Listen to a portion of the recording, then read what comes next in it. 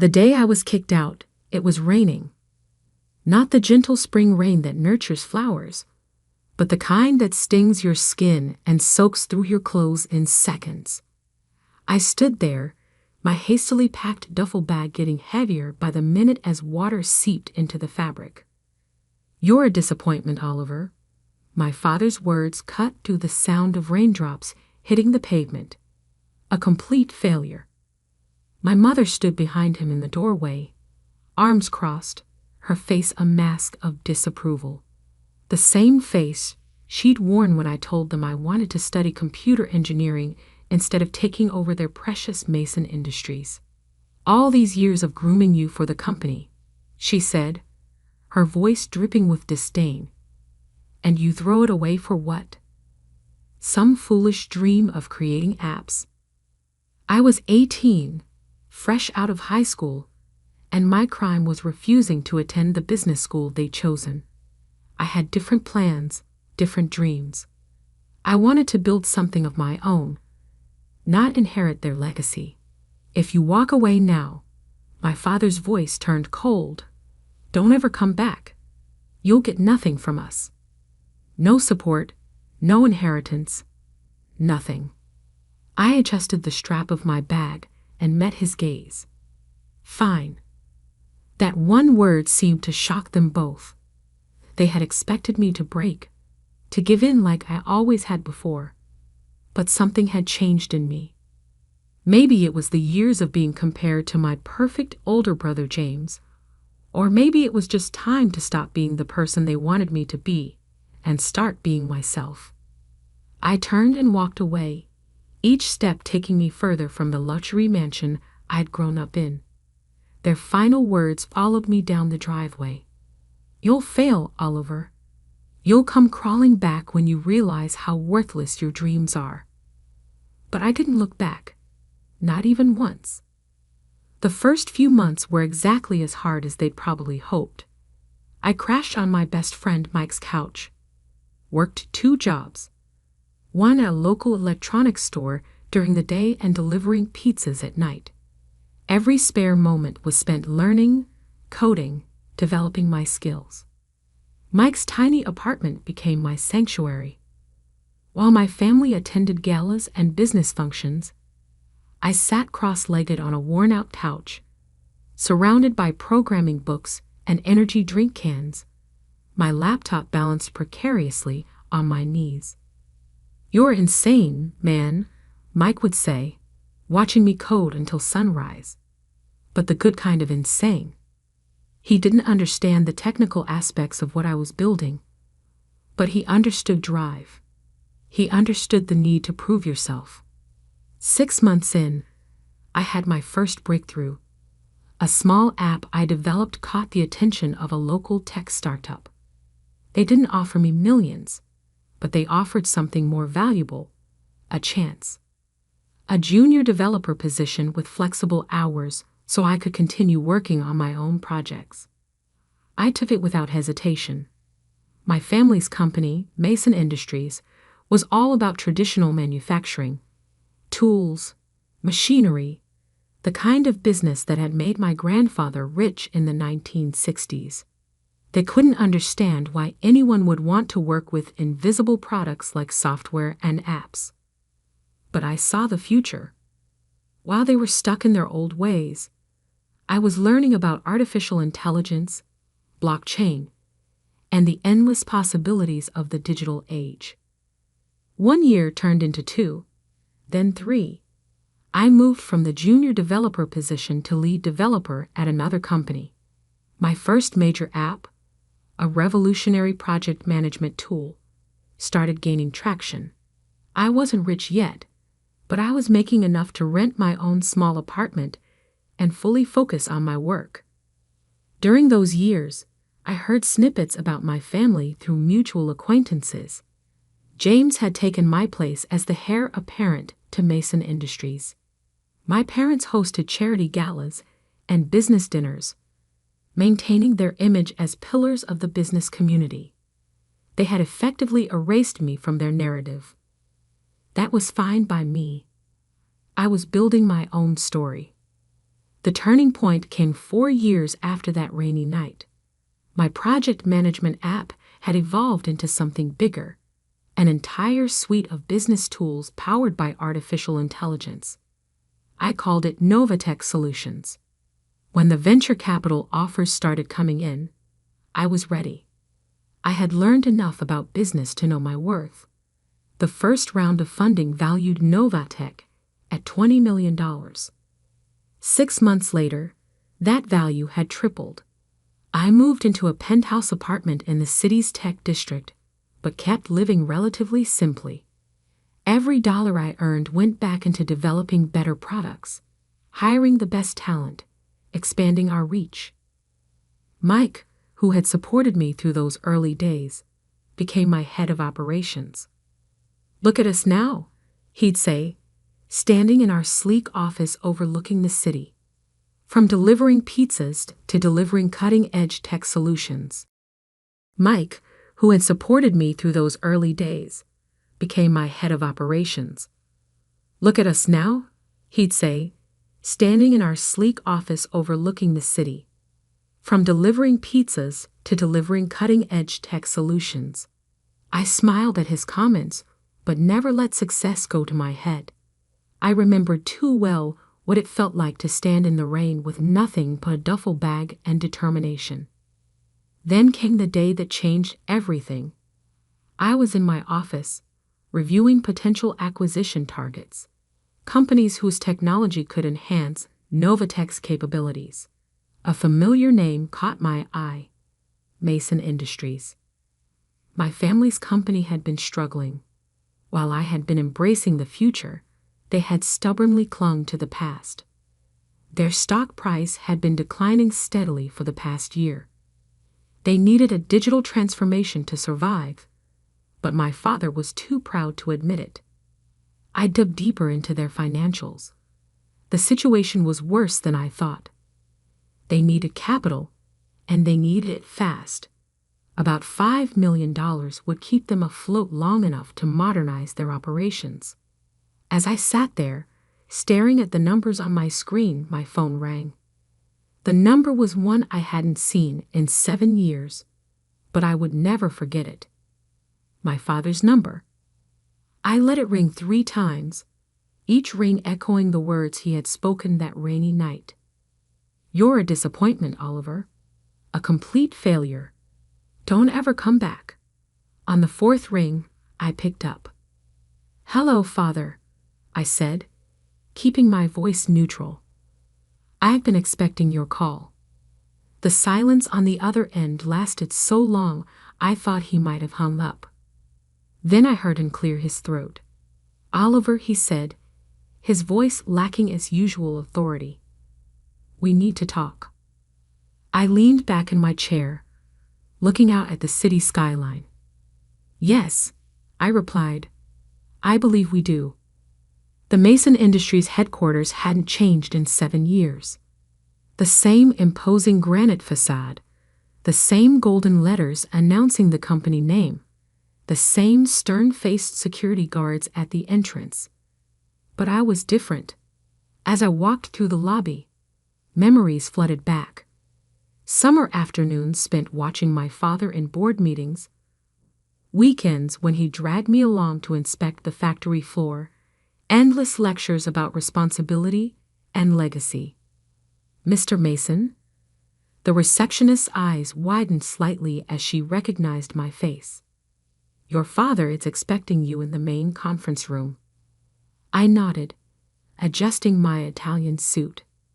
Not out of nervousness, those days were long gone, but out of habit. Success had taught me the importance of appearances, though unlike my family, I knew they were just that. Appearances. The elevator ride to the top floor gave me time to review the numbers in my head. Mason Industries was hemorrhaging money. Their quarterly reports showed a 60% decline in profits.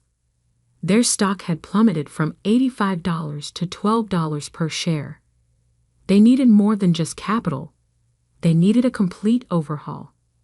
The conference room doors opened to reveal a scene I couldn't have imagined 7 years ago. My father, the mighty Richard Mason, looked older, tired. His perfectly tailored suit couldn't hide the weight he'd lost. My mother sat beside him, her usually impeccable makeup slightly smudged, as if she'd been rubbing her eyes. James, my older brother, stood by the window.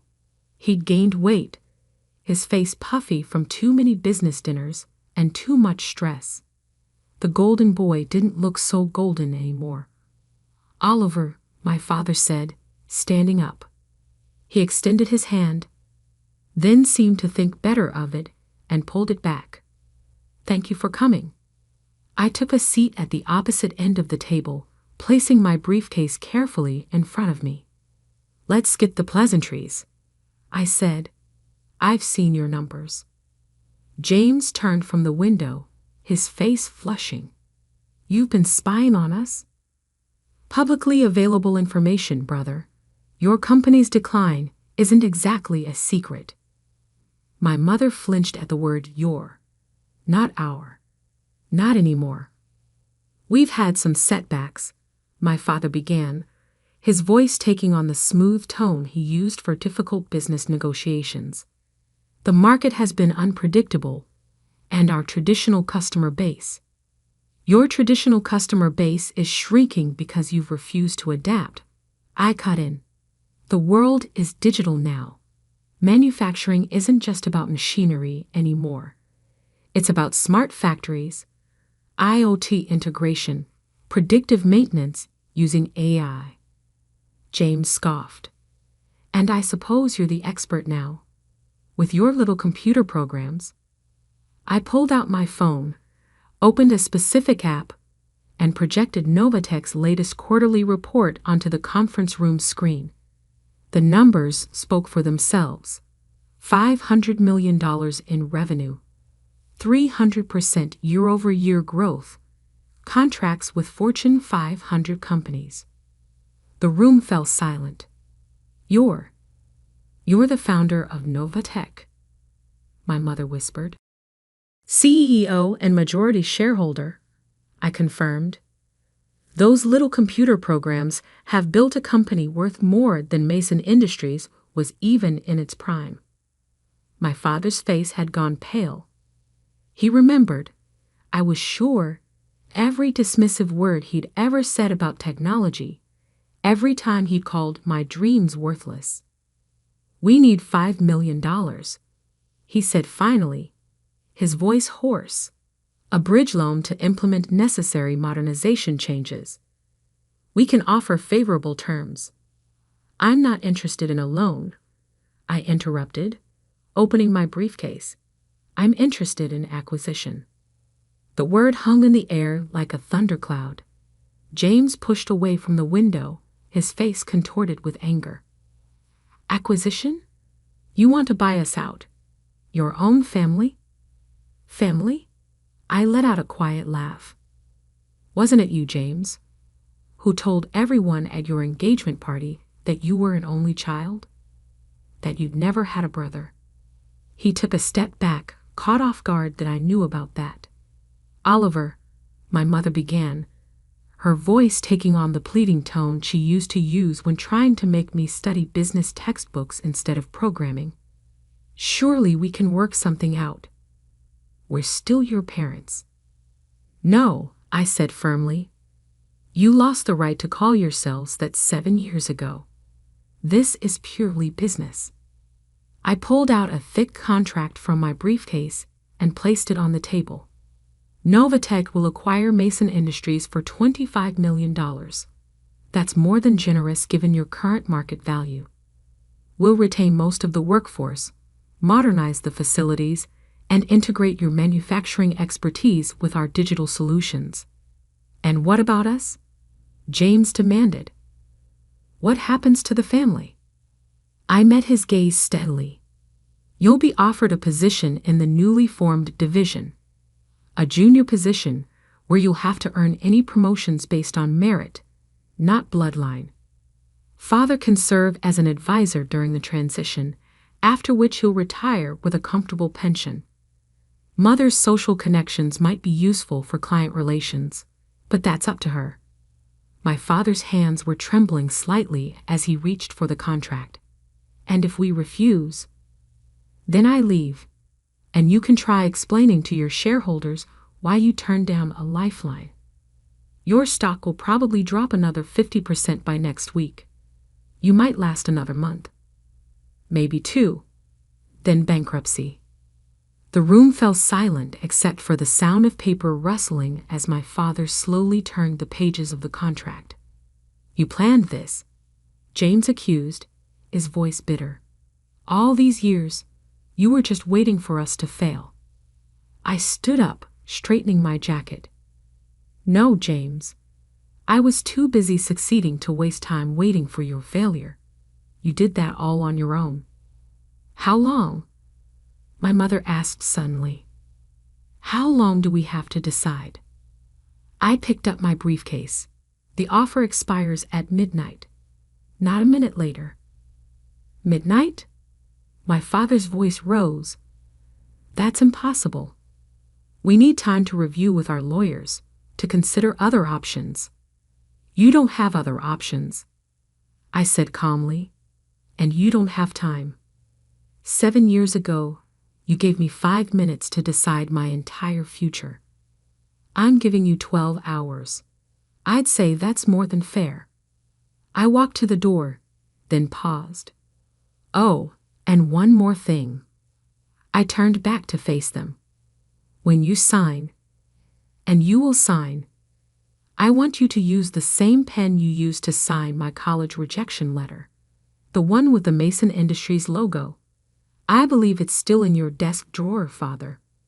The look of shock on his face told me I was right. He remembered that pen, remembered using it to dash my dreams all those years ago. How did you? I'll be back at 11:45 p.m. I cut him off. Try not to be late. Time is money, after all. Isn't that what you always taught me? With that, I walked out, leaving them with their shattered pride and a contract that would change everything. As the elevator doors closed behind me, I caught a glimpse of my reflection in the polished metal and saw something I'd never seen in this building before: a winner. The next 12 hours would be interesting. Very interesting indeed. 11:43 p.m.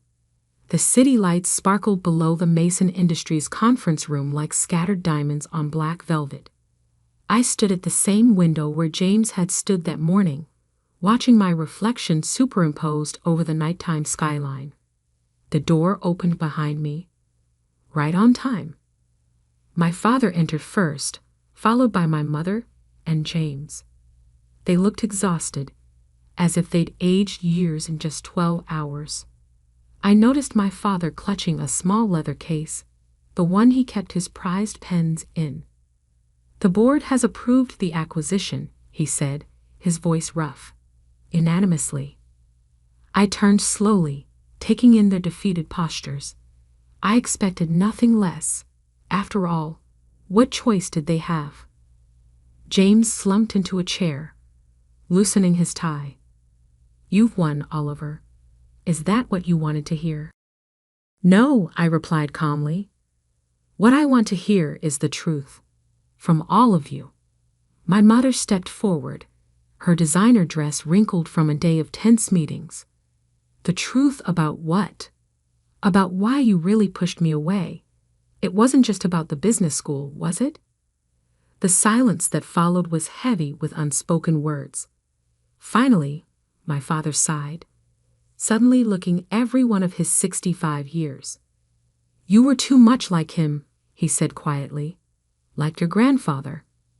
That wasn't what I'd expected. Grandfather?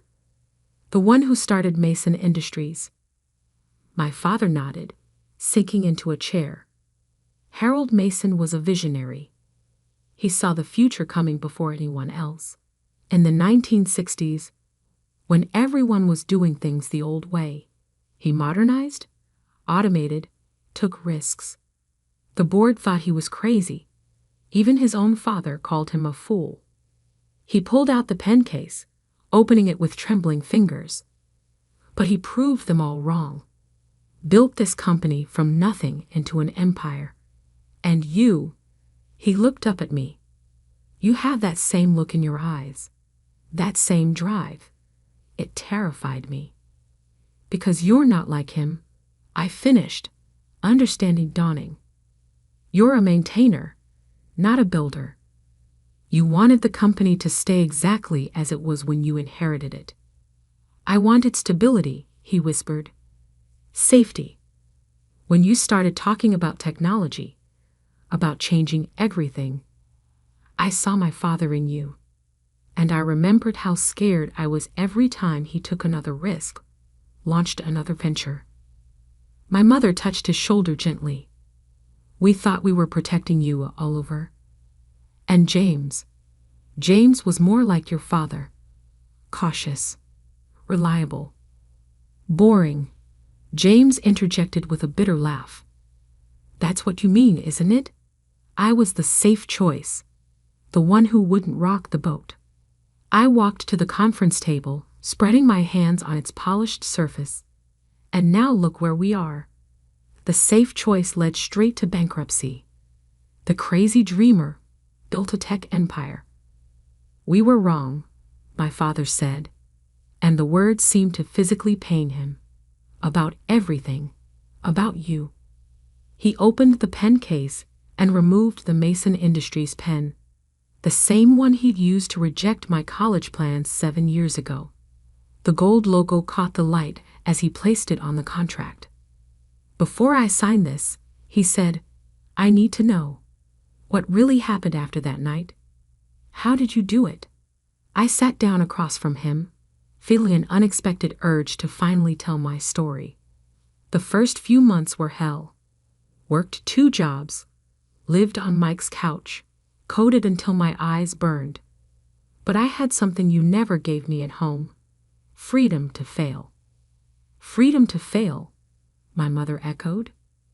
"Yes, because when you're already at rock bottom, when your own family has written you off as worthless, there's no pressure. Every small success is a victory. Every failure is just another lesson." I pulled out my phone, showing them the first version of what would become Novatech's flagship product. This was my first app. Buggy, ugly, barely functional. But it worked, and each version got better. James leaned forward, actually interested for the first time. "And the venture capital. How did you convince them to invest?" "I didn't," I smiled. "They convinced me.